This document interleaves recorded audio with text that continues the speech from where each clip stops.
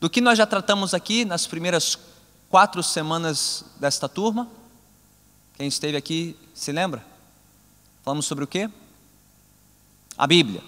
Falamos várias coisas sobre a Bíblia, não? Sua natureza, seu propósito, sua mensagem, um pouco da história da sua transmissão, né?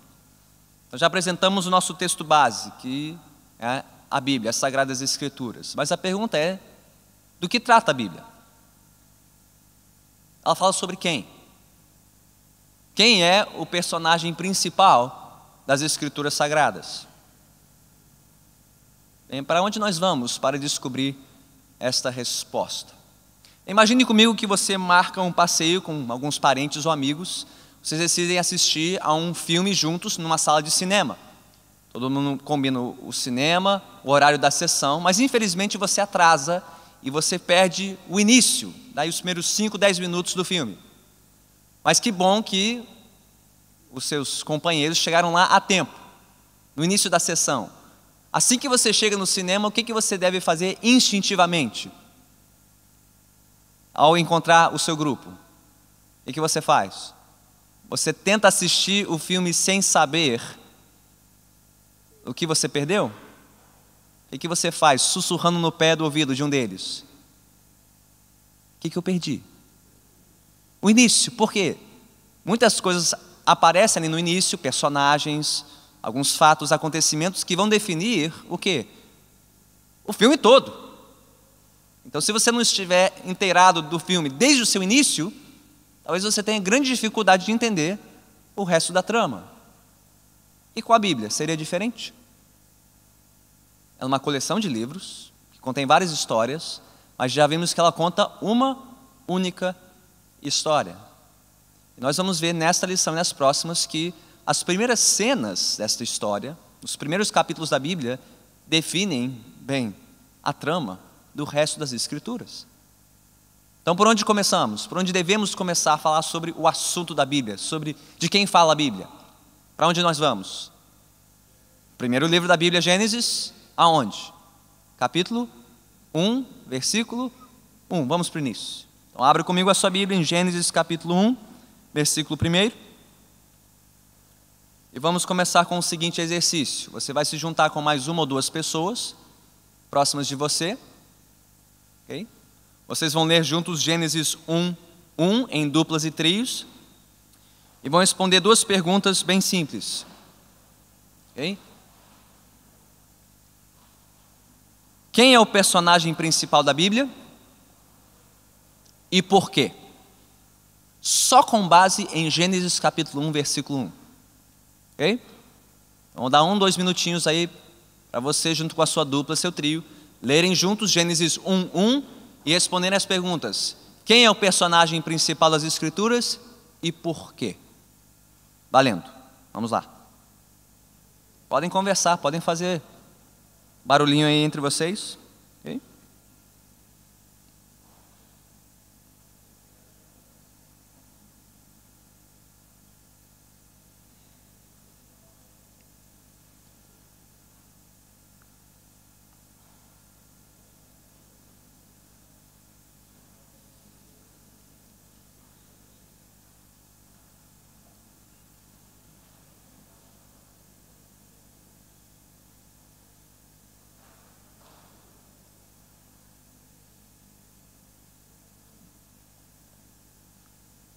Ok, vocês já sabem a resposta? As 2 perguntas? Então vamos lá. Primeira pergunta com base em Gênesis 1, 1. Quem é o personagem principal das Escrituras Sagradas? Deus. Onde vocês viram isso? Em Gênesis 1, 1. Quem vem primeiro? Deus, os céus ou a terra? Deus. Ou seja, a Bíblia é um livro que tem Deus como seu centro, seu personagem central. O termo próprio para isso é que a Bíblia é um livro teocêntrico. O que quer dizer teocêntrico? Okay? Teo, no radical grego theos, que quer dizer Deus, Deus no centro. Curioso isso, porque muitas vezes as pessoas leem a Bíblia como se fosse um livro sobre quem? Sobre Deus ou sobre nós? A Bíblia é mais como um espelho no qual nós nos vemos Nos admiramos ou é mais como uma janela pela qual nós enxergamos alguém maior que nós? É mais como uma janela e menos como um espelho, não é verdade? Porque quem está no centro da Bíblia não somos nós. A Bíblia não é um livro antropocêntrico. O que quer dizer antropocêntrico? Que tem o homem, o antropos, né? O homem no centro. Não, a Bíblia é um livro teocêntrico, porque quem está no centro deste livro? Deus. Este livro foi revelado por Deus, inspirado por Deus, para nos ensinar principalmente sobre quem? Também para falar sobre nós. Também para nos ensinar quem nós somos, o que estamos fazendo aqui. As próximas lições falarão sobre isso. Criação da terra, criação do ser humano. Mas esse livro serve principalmente para conhecermos a Deus, para sabermos quem Deus é. O personagem principal das Escrituras e de todo o universo é Deus. Por quê?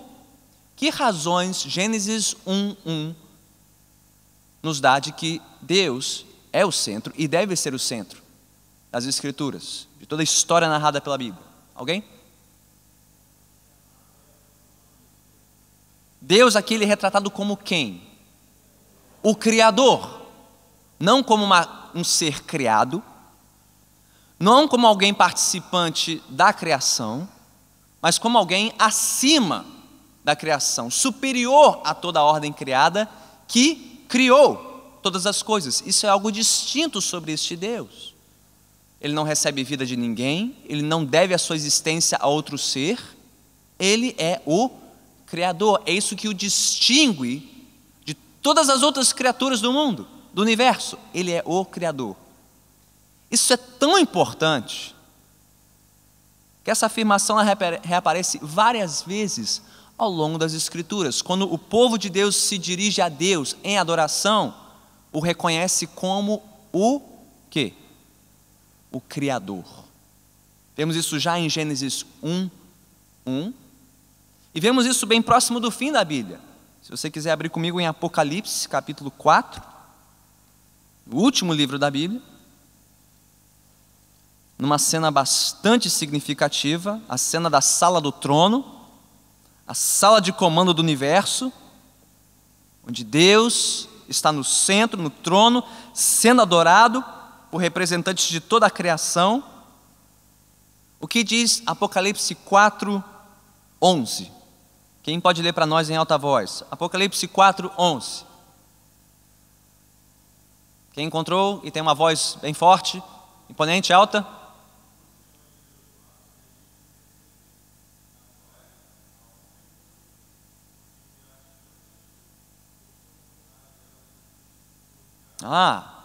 Todos ouviram? Apocalipse 4:11. Porque este Deus, o Deus das Escrituras, o nosso Deus, é digno de toda glória, honra e poder, porque Ele fez o quê? Ele criou algumas coisas, várias coisas, muitas coisas, todas as coisas, todas elas. Nada do que existe passou a existir sem a vontade expressa de Deus. Ele criou tudo, Ele ordena tudo e forma tudo para a sua glória, para o seu louvor. Isso está lá no início da Bíblia, Gênesis 1:1, está lá bem próximo do fim da Bíblia, em Apocalipse 4:11. O que distingue este Deus de todos os outros deuses, de todos os outros seres do universo, é que Ele é o Criador. O que mais Gênesis 1:1 nos diz sobre este Deus Criador? Vamos avançar um pouquinho aqui nas nossas reflexões. Só com base em Gênesis 1:1, o que você pode inferir, deduzir sobre este Deus Criador?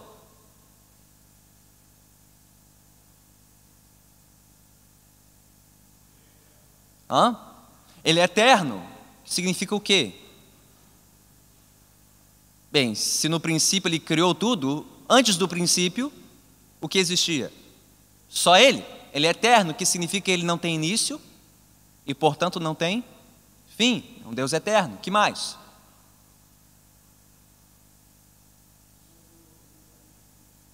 Vamos falar sobre livre-arbítrio mais à frente, quando falamos sobre o homem. Hoje é só Deus. Só quero saber sobre Deus hoje. Depois a gente fala sobre o homem. Deus, como Deus é retratado aqui? Criador, eterno, que mais? Absoluto, que mais? Onipotente, todo-poderoso, porque para formar os céus e a terra, você não pode ter pouco poder. Você tem que ter todo o poder, você tem que ser um Deus soberano. Sim? Que mais?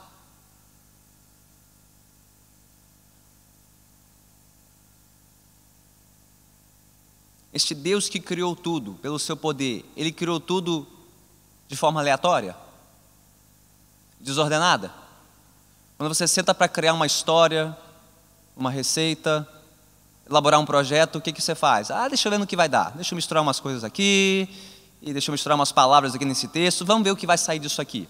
Quando nós criamos coisas, projetos, ideias, reformas, nós o fazemos de que forma?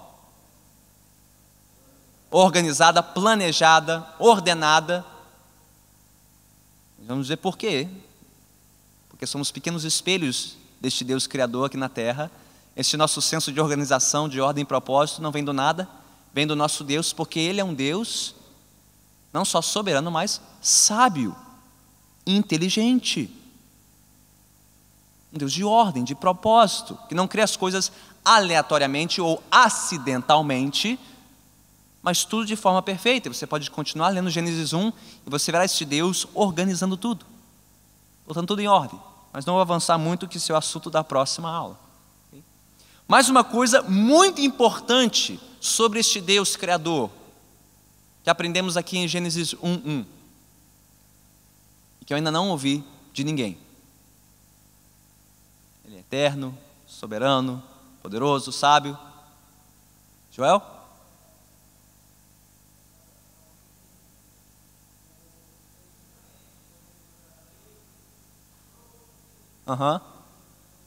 Sim.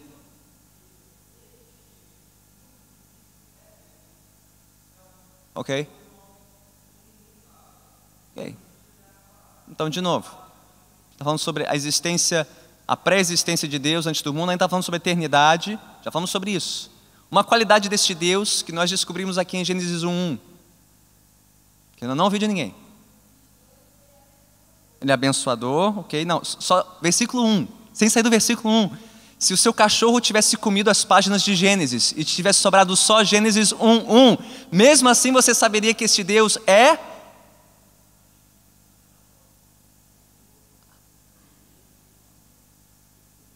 A gente vai falar sobre a ordem. Vocês estão ansiosos? Vocês já querem chegar na criação? Semana que vem, Denison volte, que vamos ouvir sobre a criação do mundo. Só sobre este Deus Criador. Ele é... único. É um só. Isso nos escapa, por quê? Bem, porque há pelo menos, no Ocidente pelo menos, há pelo menos 3 religiões monoteístas: o judaísmo, o islamismo e o cristianismo. Todas elas creem em um só Deus. Só que no tempo de Moisés não existiam religiões monoteístas. Só existiam religiões politeístas, que criam em muitos deuses. Então, quando alguém do mundo antigo abria em Gênesis 1 e dizia, no princípio, Deus. Não, está errado. É deuses. Não, é Deus. Não, Moisés, está errado, é deuses. Não, é um. É só um. Não tem o Deus do sol, da lua, do rio, do mar, da colheita, da guerra. É um só. Um único Deus. Isso é uma afirmação radical. É uma bomba atômica na visão de mundo dos antigos. Assim como é uma bomba atômica no nosso tempo. Hoje tem um efeito contrário, porque hoje, quando as pessoas ouvem, no princípio Deus criou, por favor, né? Pastor, a gente somos seres iluminados. Essa historinha, esses mitos de Deus criando do nada, isso é fantasia. Nós somos pessoas evoluídas, nós somos pessoas sofisticadas, nós sabemos que Deus não existe. Não existe Criador. O mundo criou a si mesmo. Uma explosão há 6, 7 bilhões de anos. O universo se formou. Não é? Hoje você precisa argumentar com pessoas que descreem da existência de um Deus criador. No mundo antigo era o contrário, você tinha que argumentar pela existência de um único Deus criador. Você não tinha que convencer as pessoas de que existiam deuses, você tinha que convencê-las de que existia um só, um único e verdadeiro Deus que tudo criou e que por nada foi criado. Isso é muito significativo.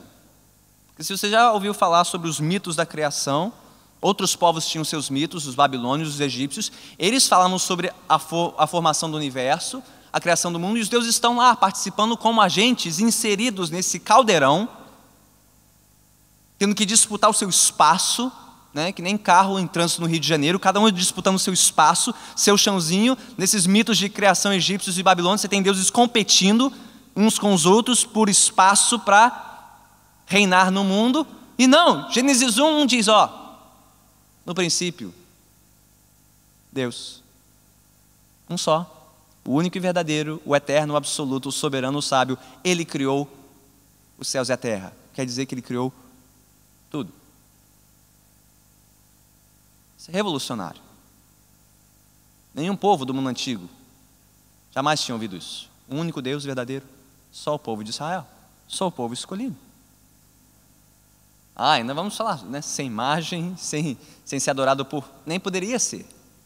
Porque se este Deus criou tudo, Ele é por nada criado. Então Ele não pode ser representado por nada que nós criamos. Não é verdade? Há outras razões. Nós veremos para isso também. Okay? Então, só com base neste único versículo, o primeiro versículo da Bíblia, você já tem várias dicas sobre quem é o personagem central da Bíblia? Deus. E por quê? Olha como é que ele é apresentado. Ele já chegando, né? O filme já abre e o personagem central aparece com toda a sua glória e poder e majestade. Ele é o único. Ele não está dividindo o palco com ninguém. Não há outro igual a ele. Ele é o único Criador, o Todo-Poderoso, o Soberano, o Sábio. Todos de acordo? Conseguimos inferir isso legitimamente a partir de Gênesis capítulo 1, versículo 1? Eu creio que sim. Creio que sim. Então já falamos sobre a centralidade deste Deus, sobre a sua individualidade, Ele é único, ok? Mas vamos falar um pouquinho sobre a pessoalidade deste Deus, porque até aqui nós poderíamos estar descrevendo um Criador soberano, sábio, único, eterno, mas poderíamos estar descrevendo um Deus impessoal, um Deus que não quer ser incomodado, um Deus que fica lá na sua sala de comando, ordenando tudo, regendo tudo, governando tudo, mas sem querer se envolver, se relacionar com as suas criaturas, com o seu povo.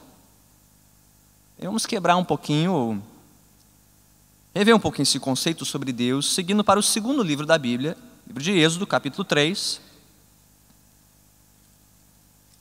versículos 14 e 15.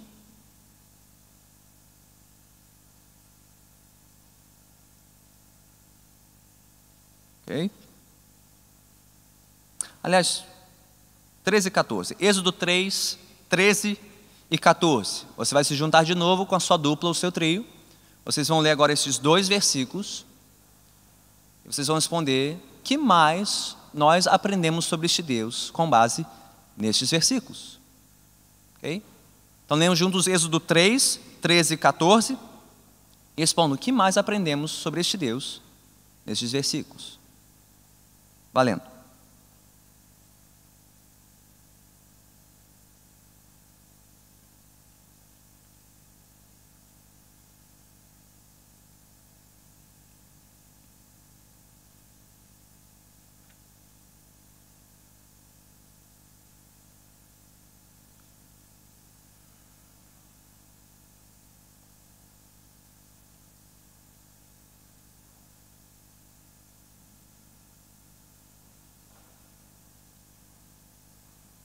Já leram? Êxodo 3, 13 e 14. Agora conversem entre si. O que mais aprendemos sobre este Deus com base nestes versículos?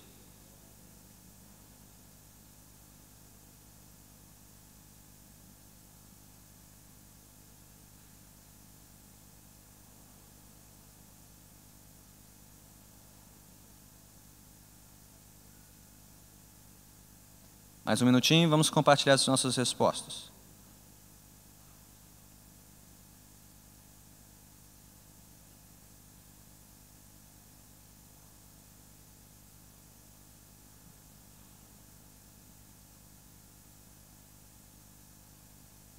Então vamos lá. O que mais aprendemos sobre este Deus com base em Êxodo 3, 13 e 14? Alguém quer compartilhar? Especificamente sobre a pessoalidade deste Deus. Sim? Lívia levantou a mão? Levantou a mão, agora tem que falar. Sim.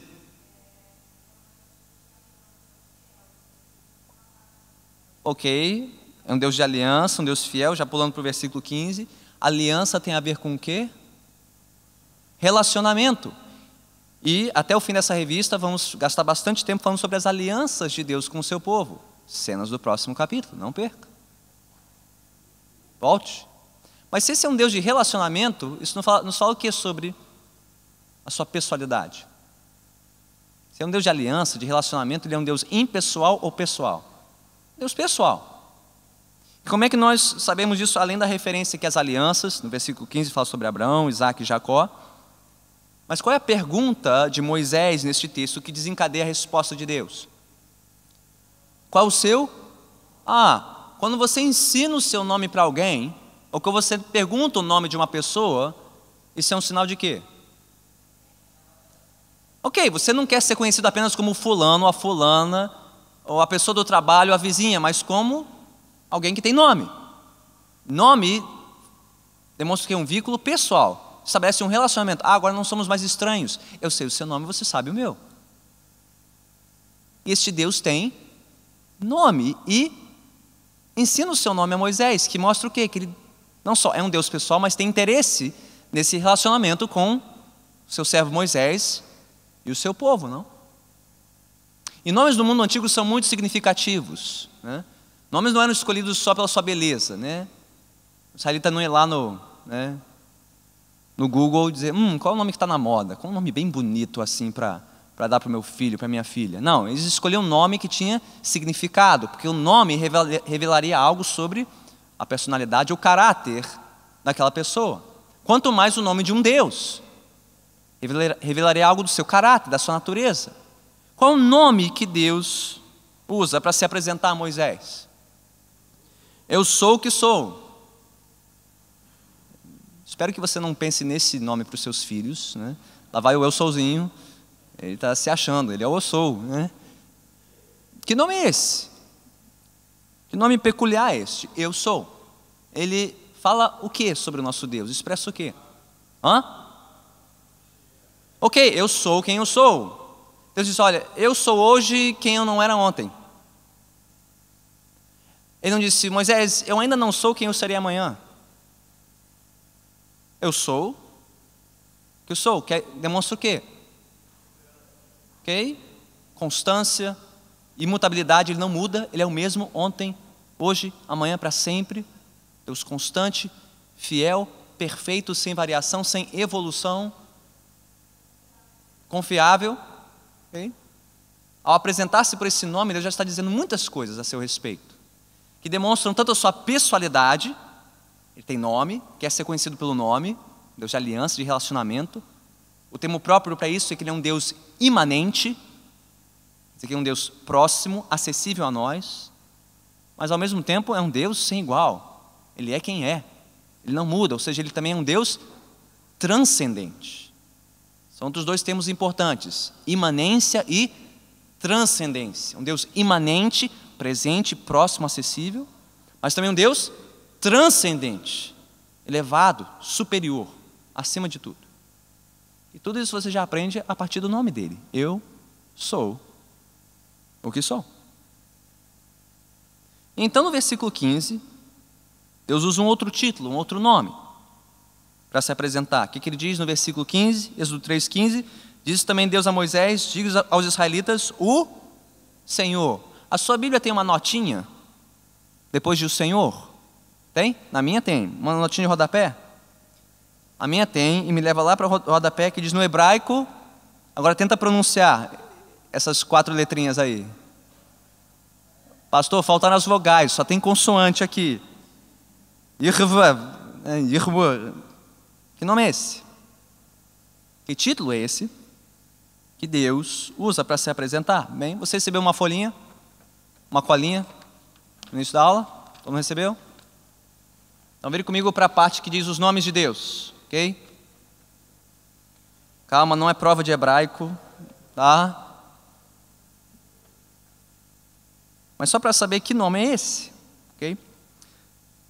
Nessa notinha de rodapé, na nossa Bíblia em português, tem essas 4 letras, essas 4 consoantes, Y, H, W, H, que é uma transliteração aí de 4 consoantes hebraicas, Yod, Rei, Vav, Rei, ok?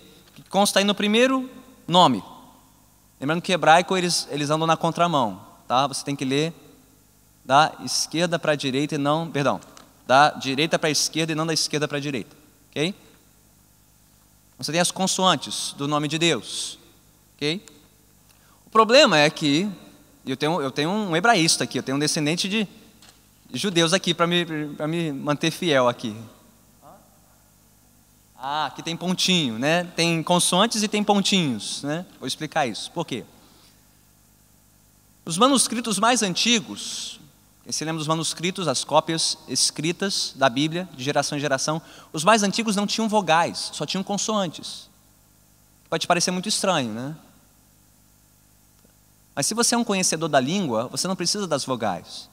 Só as consoantes você já sabe adivinhar quais são as vogais que estão faltando para fazer sentido da frase. Tenta isso em português. Corta as vogais de um texto em português, mas como um bom conhecedor do português, você sabe quais vogais estão faltando e você vai poder completar a frase. Então, as cópias mais antigas do texto hebraico, do Antigo Testamento, não tinham vogais, só consoantes. Isso é fácil se você é um conhecedor da língua, mas com as gerações, né, eles foram perdendo a noção exata da pronúncia de algumas palavras. Tinha algumas combinações possíveis de vogais, né? Então, é só a partir do 9º do 10º século, se não me engano, com os maçoretas, que eles passaram a incluir os pontos vocálicos, as vogais, para preencher as consoantes hebraicas, para que pudessem preservar a sonoridade correta de cada palavra. Só que tem um problema com o nome de Deus. Essas 4 consoantes, conhecidas como tetragrama, ok? Existem possibilidades diferentes para pronunciar este nome. Uma delas é a famosa Yahvé, ou Javé, que eu pus aí na primeira opção, né? Que traduz aí o título de Deus, o nome Eu Sou. Isso porque essas consoantes formam a base de outro verbo hebraico, hayá, existir, ser. Muitos acham que a melhor expressão seria Yahvé, Javé, eu sou. Só que alguns judeus, por reverência ao nome do Senhor, não queriam pronunciar o nome de Deus, achavam que ele era impronunciável. Então, ao encontrarem o tetragrama, em vez de pronunciar Javé ou eu sou, quiseram apenas dizer Senhor. E usaram as vogais de uma outra palavrinha em hebraico, Adonai, que significa Senhor, que é a terceira opção aqui na lista. Okay? Então, a primeira palavrinha é o nome original de Deus, eu sou, e a terceira palavrinha, Adonai, que quer dizer Senhor. O que eles fizeram? Eles pegaram as vogais do termo Adonai e migraram para as consoantes do termo, o nome de Deus, eu sou, e formaram essa segunda palavrinha, que pronunciada com as vogais de Adonai, em hebraico, formam Jeová, ou Senhor. Curiosidades aí para você levar para casa. Então, por que, pastor, às vezes ouvimos num hino, numa leitura Javé, Jeová, Adonai, são termos, títulos distintos usados para descrever Deus, dependendo da configuração aí das vogais, ok? Então, sempre que você vir aí na sua Bíblia, Senhor, às vezes você encontra um Senhor em letra minúscula, é Adonai, normal, mas tem Senhor em caixa alta para descrever a Deus? Ah, então, provavelmente no original tem o tetragrama, o YHWH, vocalizado como Senhor, e é o termo mais usado de Deus no Antigo Testamento. 6.828 ocorrências no termo Senhor. Escrevendo aqui o Deus, né, usando o nome próprio dele. Ok? É um termo próprio, Senhor, porque ele é o Senhor, porque ele é o Criador. Não tem outro igual a ele. Okay? E aí você vê outras variações deste nome. Então você tem Jeová Jiré, o Senhor da provisão, Jeová Rafá, o Deus que cura, o Senhor que cura, Jeová Chamar, o Senhor presente, ou Jeová Shalom, o Senhor da paz. Okay? Tem o último título de Deus que eu coloquei aí no fim, o termo El ou Elohim, que é o termo mais abrangente, mais comum para Deus. Okay? E aqui você também tem algumas variações do nome de Deus. El Elyon, Deus Altíssimo. Okay? É o radical que descreve a pessoa de Deus, El ou Elohim, que pode vir no início do nome ou no fim, como Emanuel. El quer dizer Deus, Emanu quer dizer conosco. Emanuel, Deus conosco. Viu? Lição de hebraico para levar para casa, ok? Então, temos todos esses nomes diferentes de Deus, que expressam várias coisas sobre este Deus. De novo, sua soberania, sua grandeza, seu poder, sua majestade, mas também sua bondade para conosco. Ele é um Deus imanente, mas também transcendente. Um Deus presente conosco, Deus bom, amoroso, misericordioso. Temos todos esses atributos de Deus, mas um Deus que está acima de tudo. Okay? Os nomes de Deus já revelam o seu caráter. O termo próprio a isso são os seus atributos. Okay? E de novo, podemos classificar esses atributos de acordo com a transcendência de Deus e a sua imanência. Okay? Então, quais são os atributos de Deus que já mencionamos aqui? Deus é o quê? Deus é o quê? Eterno. Ok, eterno descreve o que? A transcendência de Deus. Ele só é eterno, soberano, transcendência de Deus.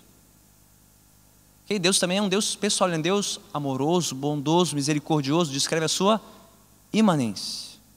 Um Deus acima de nós, mas um Deus conosco.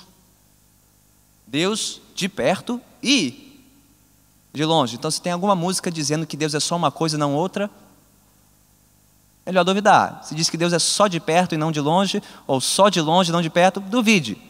Porque a Bíblia diz que Ele é Deus de perto e de longe. Ele é Deus imanente e transcendente. Okay? Muita teologia aí enfiada nas músicas gospel. Fique com o seu radar ligado para ver se bate com as Escrituras ou não. Ok? Última pergunta de hoje. Pastor, você falou sobre o Criador, Todo-Poderoso, o Senhor, o Eu Sou. Mas Deus não é Pai, Filho e Espírito Santo? Sim? Eu espero que sim, senão você pode ser um bom judeu, mas não pode ser um bom cristão. Porque o que nos distingue como cristãos é que nós cremos que Deus é único, mas que Ele se revelou a nós por meio de 3 pessoas: Pai, Filho e o Espírito. O que explica esse desenho no verso da sua folha. Okay? A Trindade dentro de uma folha de papel. Okay? É quase uma heresia, mas não é. É só para ajudar a visualizar isso. Ok? O que esse desenho nos ajuda a ver? Que Deus é o quê? Deus é Pai, Deus é Filho, Deus é Espírito, e o Espírito é Deus, e o Filho é Deus, e o Pai é Deus, ok? Que está representado por esse sinalzinho aí, matemático, igual a. Mas o Pai é o Filho? Não. O Filho é o Espírito?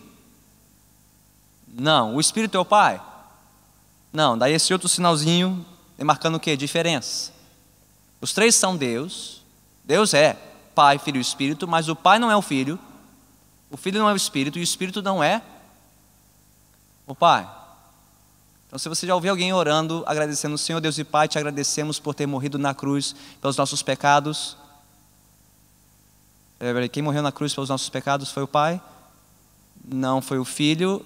E o Filho não é o Pai, e o Pai não é o Filho. Então não, o Pai não morreu na cruz pelos nossos pecados, foi o Filho que morreu. Então, Pai, te agradecemos por ter enviado o seu Filho ao mundo para morrer pelos nossos pecados. Bom, melhor. Né? Deus é Pai, Deus é Filho, Deus é Espírito, mas o Pai não é o Filho não é o Espírito e o Espírito não é o Pai. Onde nós aprendemos isso na Bíblia? Pergunta, você encontra a palavra trindade na Bíblia? Pode usar uma concordância, ok? Me deu livro, capítulo e versículo da Bíblia que usa o termo trindade. Então, pastor, eu acho que você está enganado, hein? A Bíblia não fala em trindade. Isso aqui é um termo estranho à Bíblia. O que você acha? Sim ou não? Por que nós cristãos cremos que, além de ser único, Deus é trino, triuno, Pai, Filho e Espírito? De onde tiramos essa ideia? Será que tem algum lugar na Bíblia que mostra Deus Pai, Deus Filho e Deus Espírito agindo conjuntamente como três pessoas e um só Deus? Aonde? Eu vou adiantar que não está tão explícito no Antigo Testamento. Gênesis 1:26, façamos o homem à nossa imagem, já dá uma ideia de pluralidade, mas em Gênesis 1 você não sabe se são 2 ou 20. Quantas pessoas são? Nós, bem, basta 2. Onde nós vamos descobrir que há 3 pessoas? No batismo de Jesus, Mateus 3.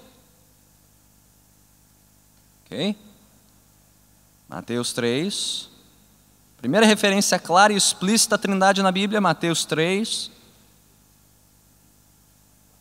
Ok? 16 e 17. Quem pode ler para nós em alta voz? Mateus 3, 16 e 17. Quem achou pode ler.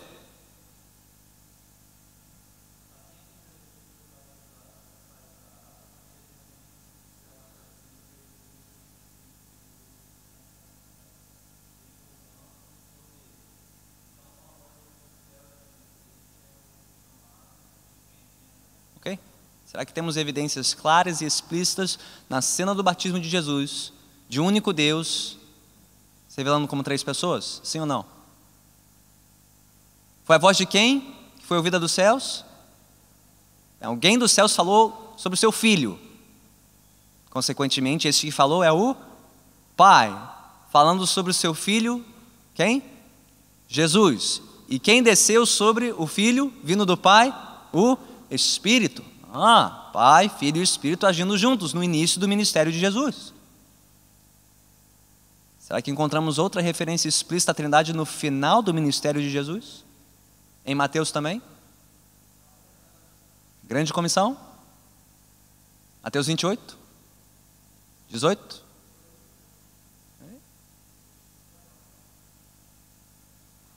Vão, façam discípulos de todas as nações, batizando-os em nome do Pai, do Filho, do... Quantos nomes? Não, em nome.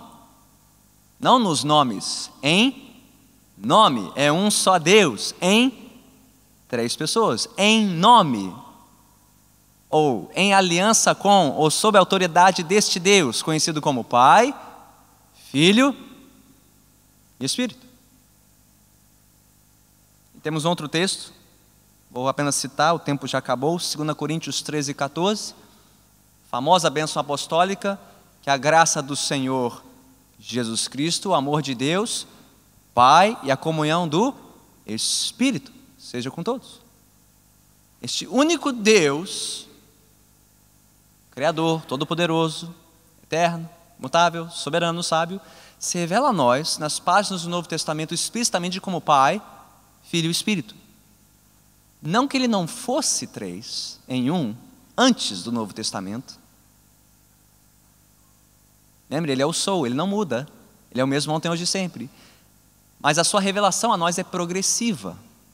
Vamos aprendendo mais sobre ele com o passar da história, o desenrolar da trama. E descobrimos que este único Deus existe em 3 pessoas: Pai, Filho e Espírito. E esta não é apenas uma doutrina cardeal da fé cristã, é a doutrina cristã mais importante sobre a qual você menos pensa. Por que a doutrina da Trindade é tão importante?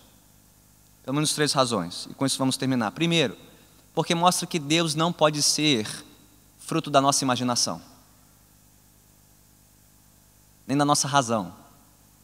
Porque quem é o ser humano louco que inventaria um Deus triuno, que não cabe dentro da nossa razão? É um mistério, não? Os outros deuses fazem sentido porque são fruto da imaginação humana. Este Deus não, por quê? Porque ele não foi criado pela imaginação humana. Ele é único, distinto de todos os outros. Segundo, se ele é 3 em 1, ele é suficiente em si mesmo e não precisa de nós. E todos os outros deuses, para existir, precisam das libações, dos sacrifícios, da adoração dos seus servos, dos seus devotos, para existirem, não é verdade? Este Deus não, porque ele é suficiente em si. Ele é Pai, Filho e Espírito. Ele existe com essa comunhão perfeita e não precisa de nós. Mas terceiro, é da abundância dessa comunhão que nós nascemos e surgimos. Deus não precisava nos criar, Ele quis nos criar para compartilhar da sua vida conosco. O que mostra que esse não é um Deus apenas impessoal, mas um Deus pessoal, de aliança, de relacionamento. O que mostra que a doutrina da Trindade é a doutrina mais importante da vida cristã, sobre a qual nós menos pensamos. Ou com que constância você pensa sobre a Trindade? Não muito, né? Imagino eu. É uma das coisas que mais deve marcar o seu louvor a Deus. Quando cantamos, quando confessamos o credo, nós estamos orando a este Deus, lembremos que Ele é Pai, Filho e Espírito. Ele é 3 em 1. Não há outro igual a Ele. E a vida eterna é esta: conhecer o único e verdadeiro Deus, disse Jesus em João 17:3. A vida eterna é essa: conhecer a Ti, o único e verdadeiro Deus. É o Seu Filho a quem enviaste.